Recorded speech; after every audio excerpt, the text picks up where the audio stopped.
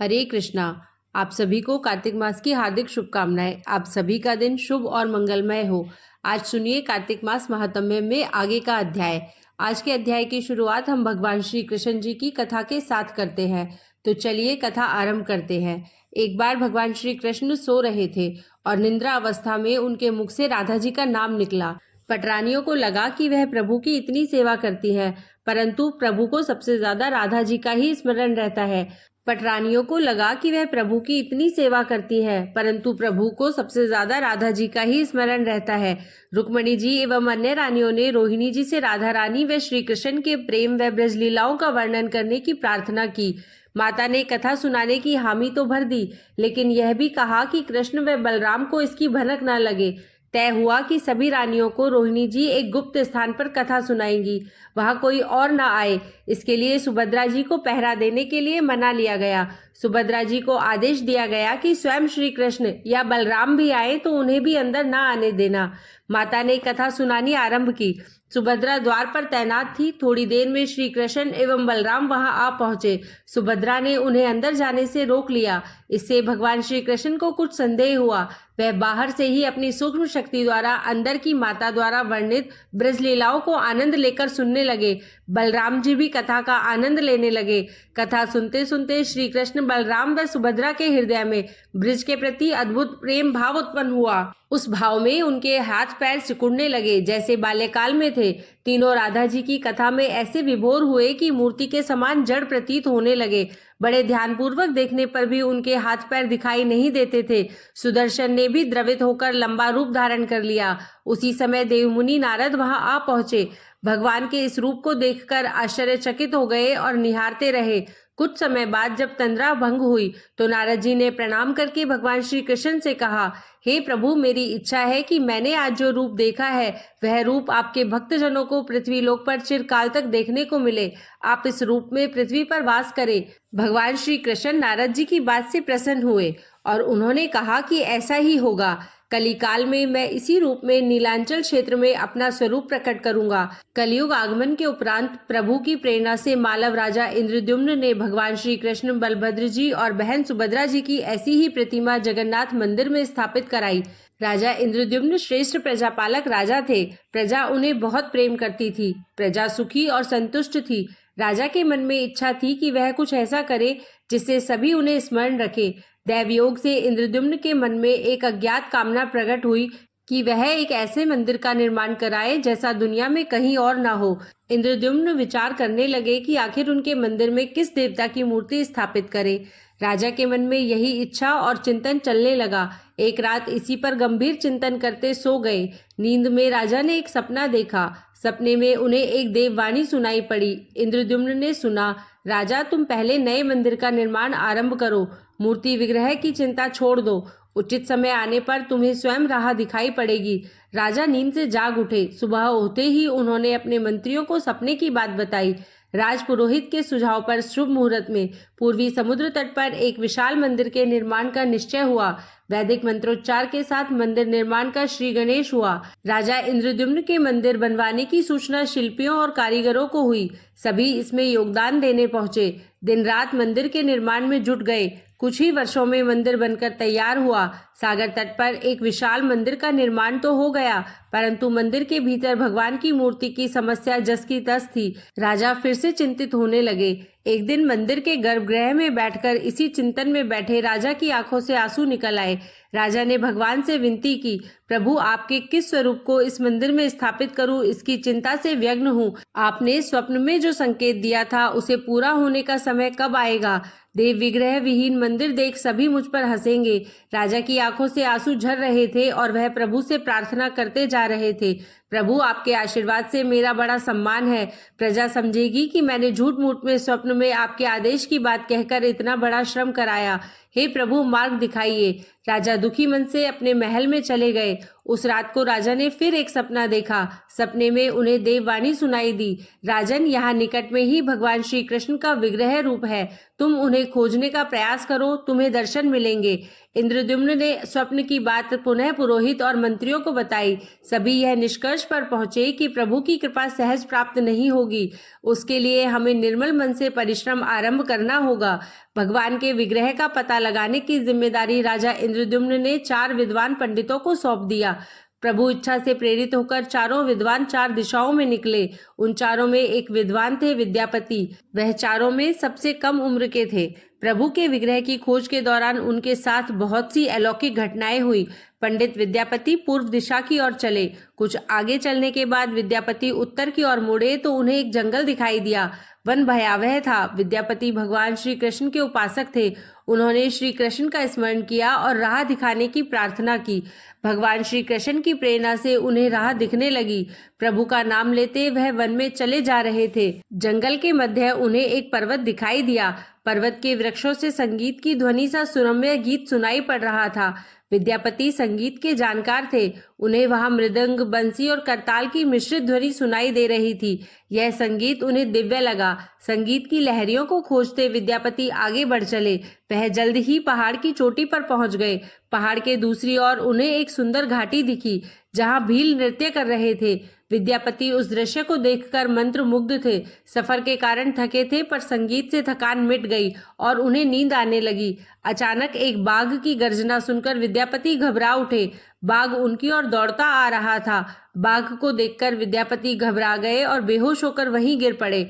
बाघ विद्यापति पर आक्रमण करने ही वाला था कि तभी एक स्त्री ने बाघ को पुकारा।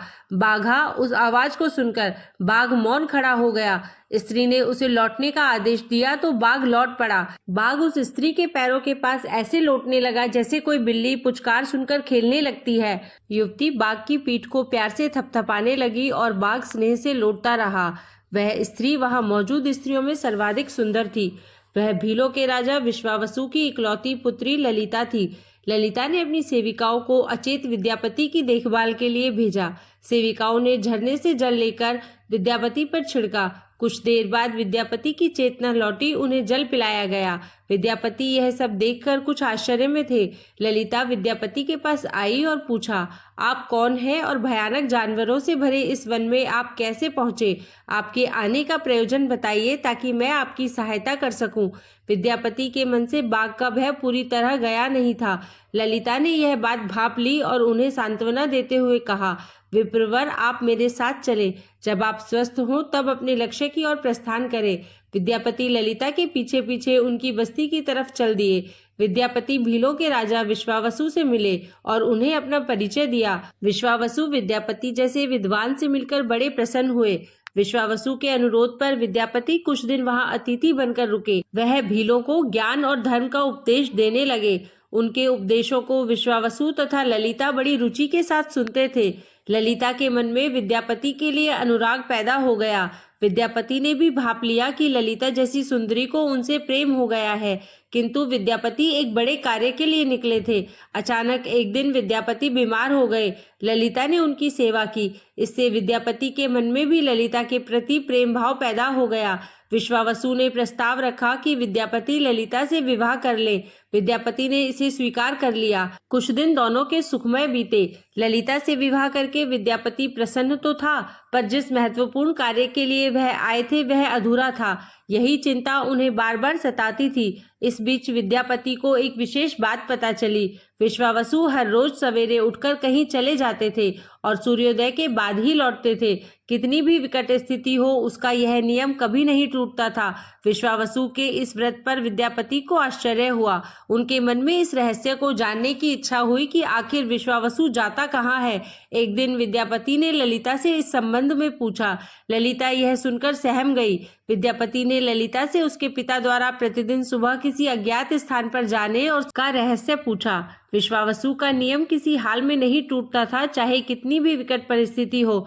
ललिता के सामने धर्म संकट आ गया। वह पति की बात को ठुकरा नहीं सकती थी, लेकिन पति जो पूछ रहा था वह उसके वंश की गोपनीय परंपरा से जुड़ी बात थी, जिसे खोलना संभव नहीं था। ललिता ने कहा, स्वामी, यह हमारे कुल का रहस्य है। जिसे किसी के सामने खोला नहीं जा सकता, परंतु आप मेरे पति हैं और मैं आपको कुल का पुरुष मानते हुए जितना संभव है उतना बताती हूँ। यहाँ से कुछ दूरी पर एक गुफा है जिसके अंदर हमारे कुल देवता है। उनकी पूजा हमारे सभी पूर्वज करते आए हैं। यह पूजा निर्बाध चलनी चाहिए। उसी पूजा के लिए पिताजी रोज सुबह नियमित रूप से जाते हैं। विद्यापति ने ललिता से कहा कि वह भी उनके कुल देवता के दर्शन करना चाहते हैं। ललिता बोली, यह संभव नहीं है। हमारे कुल देवता के बारे में किसी को जानने की इच्छा है, यह सुनकर मेरे पिता क्रोधित हो जाएंगे। विद्यापति की उत्सुकता बढ़ रही थी। वह तरह तरह से ललिता को अपने प्रेम की शपथ देकर उसे मनाने लगे। आखिरकार ललिता ने कहा कि वह अपने पिताजी से विनती करेगी कि वह आपको देवता के दर्शन करा दे।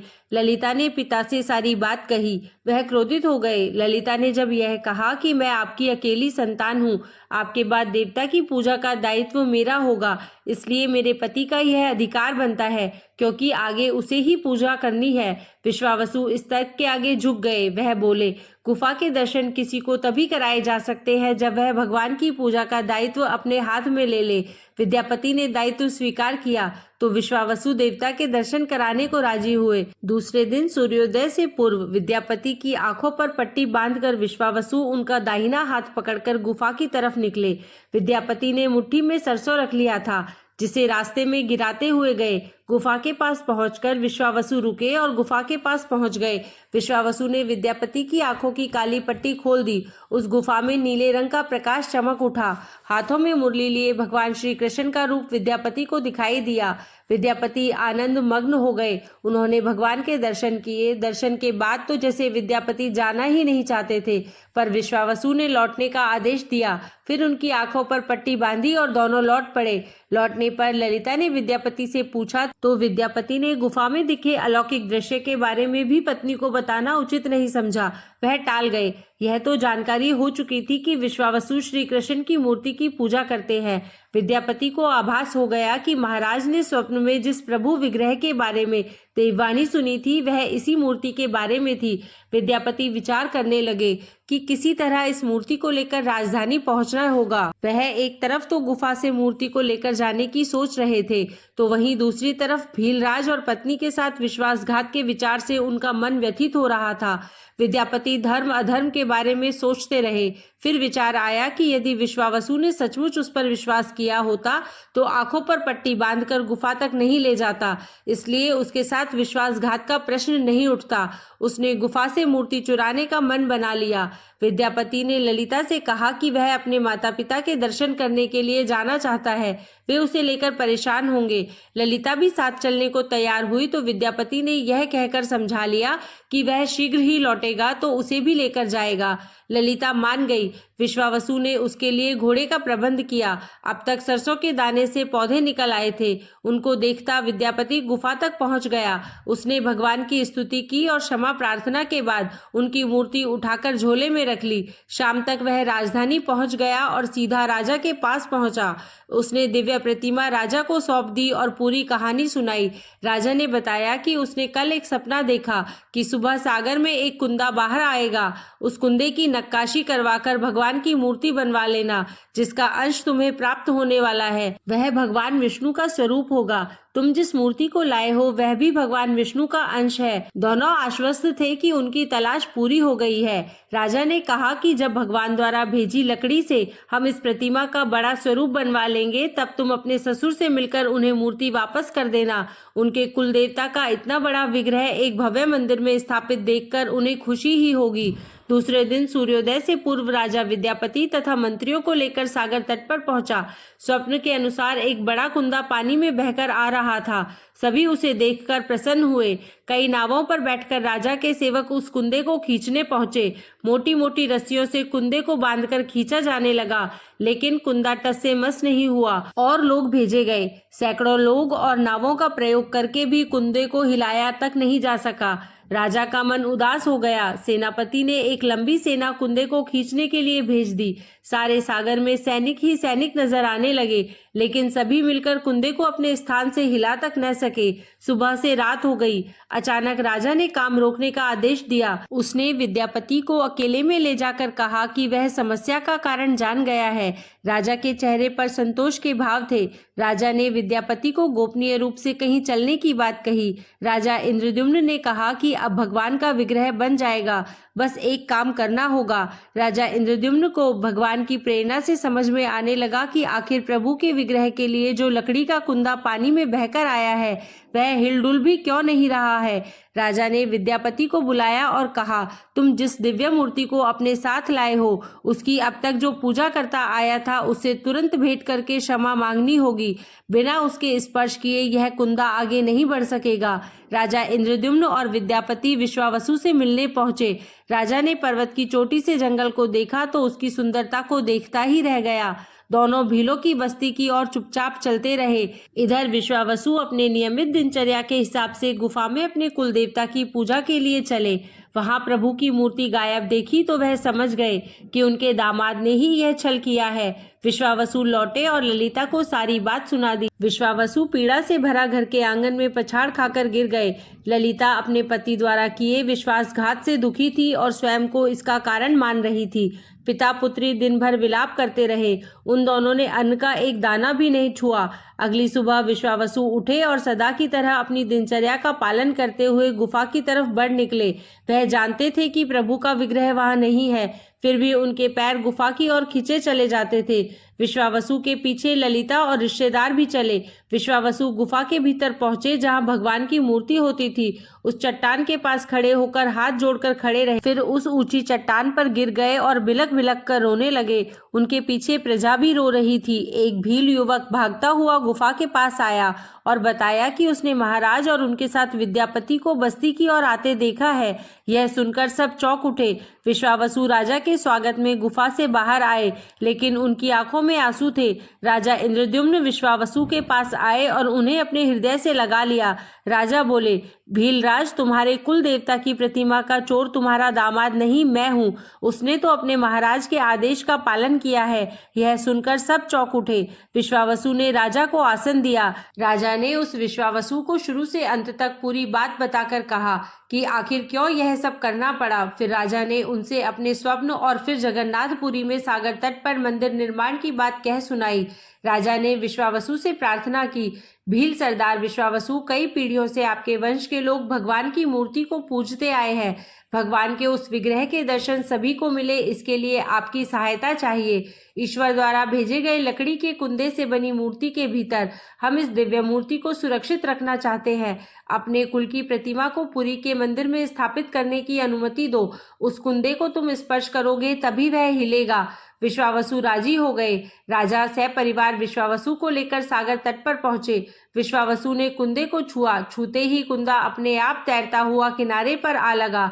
राजा के सेवकों ने उस कुंदे को राजमहल में पहुंचा दिया। अगले दिन मूर्तिकारों और शिल्पियों को राजा ने बुलाकर मंत्रणा की कि आखिर इस कुंदे से कौन सी देव मूर्ति बनाना शुभदायक होगा। मूर्तिकारों ने कह दिया कि वे पत्थर की मूर्तियां बनाना तो जानते हैं, लेकिन लकड़ी की मूर्ति बनाने का उन्हें ज्ञान नहीं है। एक नए विघ्न के पैदा होने से राजा फिर चिंतित हो गए। उसी समय वहां एक बूढ़ा आदमी आया। उसने राजा से कहा, इस मंदिर में आप भगवान श्री कृष्ण को उनके भाई बलभद्र तथा बहन सुभद्रा के साथ विराजमान करें। इस दैवयोग का यही संकेत है। राजा को उस बूढ़े व्यक्ति की बात से सांत्वना तो मिली, लेकिन समस्या यह थी कि आखिर मूर्ति बने कैसे। उस बूढ़े ने कहा कि मैं इस कला में कुशल हूँ, मैं इस पवित्र कार्य को पूरा करूंगा और मूर्तियां बनाऊंगा, पर मेरी एक शर्त है। राजा प्रसन्न हो गए और उनकी शर्त पूछी। बूढ़े शिल्पकार ने कहा, मैं भगवान की मूर्ति के निर्माण का काम एकांत में करूंगा। मैं यह काम बंद कमरे में करूंगा। कार्य पूरा करने के बाद मैं स्वयं दरवाजा खोलकर बाहर आऊंगा। इस बीच कोई मुझे नहीं बुलाएगा। राजा सहमत तो थे, लेकिन उन्हें एक चिंता हुई और बोले, यदि कोई आपके पास नहीं आएगा तो ऐसी हालत में आपके खाने पीने की व्यवस्था कैसे होगी। शिल्पकार ने कहा, जब तक मेरा काम पूर्ण नहीं होता मैं कुछ खाता पीता नहीं हूँ। राजमंदिर के एक विशाल कक्ष में उस बूढ़े शिल्पी ने स्वयं को 21 दिनों के लिए बंद कर लिया और काम शुरू कर दिया। भीतर से आवाजें आती थी। महारानी गुंडीचा देवी दरवाजे से कान लगाकर अक्सर छैनी हथौड़े के चलने की आवाजें सुना करती थी। महारानी रोज की तरह कमरे के दरवाजे से कान लगाए खड़ी थी। 15 दिन बीते थे कि उन्हें कमरे से आवाज सुनाई पड़नी बंद हो गई। जब मूर्तिकार के काम करने की कोई आवाज न पड़ी तो रानी चिंतित हो गई। उन्हें लगा कि वृद्ध आदमी है, खाता पीता भी नहीं, कहीं उसके साथ कुछ अनिष्ट ना हो गया हो। व्याकुल होकर रानी ने दरवाजे को धक्का देकर खोला और भीतर जाकर देखा। महारानी गुंडीचा देवी ने इस तरह मूर्तिकार को दिया हुआ वचन भंग कर दिया था। मूर्तिकार अभी मूर्तियां बना रहा था, परंतु रानी को देखते ही वह अदृश्य हो गए। मूर्ति निर्माण का कार्य अभी तक पूरा नहीं हुआ था। हाथ पैर का निर्माण पूर्ण नहीं हुआ था। वृद्ध शिल्पकार के रूप में स्वयं देवताओं के शिल्पी भगवान विश्वकर्मा आए थे। उनके अदृश्य होते ही मूर्तियां अधूरी ही रह गई। इसी कारण आज भी यह मूर्तियां वैसी ही है। उन प्रतिमाओं को ही मंदिर में स्थापित कराया गया। कहते हैं विश्वावसु संभवतः उस जरा बहेलिये का वंशज था जिसने अनजाने में भगवान कृष्ण की हत्या कर दी थी। विश्वावसु शायद भगवान श्री कृष्ण के पवित्र अवशेषों की पूजा करता था। ये अवशेष मूर्तियों में छिपाकर रखे गए थे। विद्यापति और ललिता के वंशज जिन्हें दैत्यपति कहते हैं, उनका परिवार ही यहाँ अब तक पूजा करता है। जय श्री कृष्णा, जय श्री जगन्नाथ जी महाराज। चलिए अब सुनते हैं आज का अध्याय। इससे पहले के अध्याय में आपने सुना देवर्षि ने राजा पृथु को विष्णु शर्मा नाम के ब्राह्मण और राजा चौल की कहानी सुनाई थी। इतनी कथा सुनने के पश्चात नारद जी ने कहा, हे राजा पृथु, अब मैं आपको भगवान के मंदिर में दीपदान करने तथा मार्जन अर्थात झाड़ू लगाने का महात्म्य सुनाता हूँ, जो एक समय मुझे ब्रह्मा जी ने बताया था। अत्यंत गोपनीय इस कथा को आप ध्यान पूर्वक सुनिए। अत्यंत प्राचीन काल की बात है। चंद्रवंश में जयध्वज नाम का एक अत्यंत प्रतापी तथा प्रभु भक्त राजा राज्य करता था। वह प्रतिदिन भगवान के मंदिर में जाकर स्वयं झाड़ू लगाता तथा दीप जलाया करता था। एक दिन वीतिहोत्र नामक राजपुरोहित स्वयं राजा को ये कार्य करते हुए देखकर विस्मय से पूछने लगा, हे राजन, भगवान को प्रसन्न करने के लिए और भी अनेक भक्तियुक्त कार्य हैं, फिर मंदिर में स्वयं सफाई करने का तथा दीप जलाने में इतनी अधिक श्रद्धा का क्या रहस्य है? राजा ने हाथ जोड़कर अत्यंत विनम्र भाव से कहा, महाराज, इस संबंध में मेरे पूर्व जन्म का एक अत्यंत विस्मयकारी इतिहास है, जो भगवत कृपा से मुझे इस जन्म में भी याद है। यदि आपका आदेश हो तो वह घटना मैं आपको सुनाऊं। पूर्व जन्म की वह घटना सुनाते हुए राजा जयध्वज ने कहा, सतयुग में सरोचिष मनवंतर में वेद वेदांगों को जानने वाला एक ब्राह्मण था, जो अत्यंत विद्वान होते हुए भी दुष्कर्मों में लिप्त रहता था। उसके खोटे कर्मों के कारण उसके बंधु बांधवों ने उसका परित्याग कर दिया था। एक दिन भूख प्यास से अत्यंत दुखित हो वह घूमता फिरता नर्मदा नदी के तट पर जा पहुंचा और वहीं पर उसने अपने प्राण त्याग दिए। उसकी स्त्री भी व्याभिचारिणी थी, अतएव उसके बंधुओं ने उसे भी घर से निकाल दिया था। उसी के गर्भ से अत्यंत पापी मैं उत्पन्न हुआ था। उस जन्म में मेरा नाम दंडकेतु था। दूसरों की स्त्रियों, वैश्याओं तथा धन के लिए मैंने गौ, पशु तथा अनेक मनुष्यों की हत्याएं की और इस प्रकार पापपूर्ण जीवन व्यतीत करता रहा। एक रात्रि को किसी दूसरे की स्त्री से भोग करने की इच्छा से मैं एक सूने देवालय में गया। वहां जाकर मैंने वस्त्र से स्थान साफ किया और दीपक जलाया। उस सूने मंदिर में दीपक जलता देखकर ग्राम रक्षक वहां आ गए और मुझे चोर या डाकू समझकर उन्होंने लाठियों से मुझ पर इतने प्रहार किए कि मेरी मृत्यु हो गई।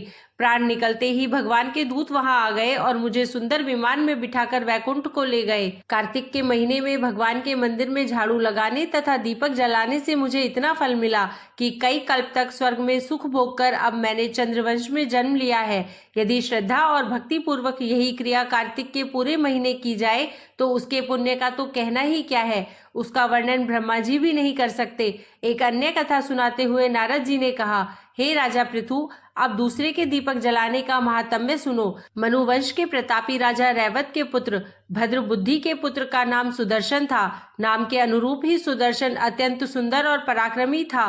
भद्र बुद्धि की राजधानी नर्मदा तट के समीप महेंद्र पर्वत पर थी। एक बार शिकार खेलने के लिए सुदर्शन अपने साथियों के साथ वन में गया। घूमते फिरते हुए उसने नदी के उस पार एक सुंदर कन्या को देखा तो साथियों को वहीं छोड़कर घोड़े पर सवार होकर तत्काल नदी के उस पार जा पहुंचा। वहां उस रूपवती कन्या को देखकर सुदर्शन उस पर मोहित हो गया। कन्या भी उस अत्यंत सुंदर बलशाली वीर पुरुष को देखकर लज्जा को प्राप्त हुई। सुदर्शन ने शालीनता पूर्वक उस कन्या से उसका परिचय पूछा। तब उस कन्या ने बतलाया कि वह गौड़ राजा की पुत्री है और उसका नाम मदनालसा है। अपनी सखियों के साथ क्रीड़ा करने के लिए वह यहाँ पर आई है। इसके बाद स्वेच्छापूर्वक उन दोनों ने गंधर्व रीति से वहीं पर अपना विवाह कर लिया और नर्मदा नदी के तट पर विहार करते रहे। फिर अपने घर पर आकर वे दोनों आनंद पूर्वक रहने लगे। कुछ समय बाद राजा भद्रबुद्धि अपने पुत्र सुदर्शन को राज्य सौंपकर स्वयं वन में चले गए। राजा बनने के बाद सुदर्शन बड़ी कुशलता पूर्वक राजकाज चलाने लगा। रानी मदनालसा सदा अपने पति को विष्णु भगवान की पूजा आराधना करने का उपदेश करती रहती थी। इस प्रकार वे दोनों ही भगवान के अनन्य भक्त बन गए। राजा सुदर्शन ने रानी की प्रेरणा से भगवान का एक स्वर्ण मंदिर बनवाया। दोनों ही उसमें प्रतिदिन भगवान का पूजन तथा कार्तिक मास में दीपदान किया करते थे। एक दिन रानी मंदिर में दीप जला रही थी कि उसी समय राजा ने उसे बुलाया, परंतु दीपक जलाकर आने में रानी को देर लग गई। इस पर राजा सुदर्शन ने क्रोधावेश में आकर रानी से कहा, तुम तो कहती थी कि पति ही स्त्री का देवता होता है, फिर दीपदान में इतनी देर लगाकर तुमने मेरा अनादर क्यों किया? यदि देरी का कोई और गुप्त कारण हो तो कहो। तब सती साध्वी मदनालसा अत्यंत स्नेहयुक्त वचनों में बोली, हे महाराज, मैं दीपदान का महत्व आपको बताती हूँ। अब आप ध्यान पूर्वक मेरे वचनों को सुनिए। अपने पिछले जन्म की कहानी सुनाते हुए रानी ने कहा, अपने पिछले जन्म में मैं एक चूहिया थी। गोदावरी के तट पर एक मंदिर में मैं रहती थी। एक दिन भगवान के मंदिर में रात्रि को जलता हुआ दीपक बत्ती छोटी होने के कारण बुझने लगा। मैंने घी खाने के लोभ से बत्ती को मुंह से पकड़कर उठाया।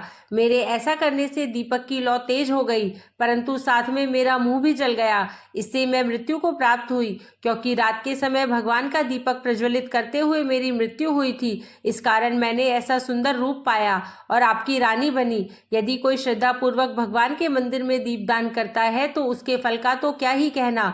अपनी रानी के मुख से यह वचन सुनकर राजा सुदर्शन ने आजीवन कार्तिक मास का व्रत करके भगवान के मंदिर में दीपदान किया और अंत में वैकुंठ को प्राप्त हुआ। अब आगे का वृतांत आप सभी अगले अध्याय में सुनिएगा। तब तक के लिए हरे कृष्णा।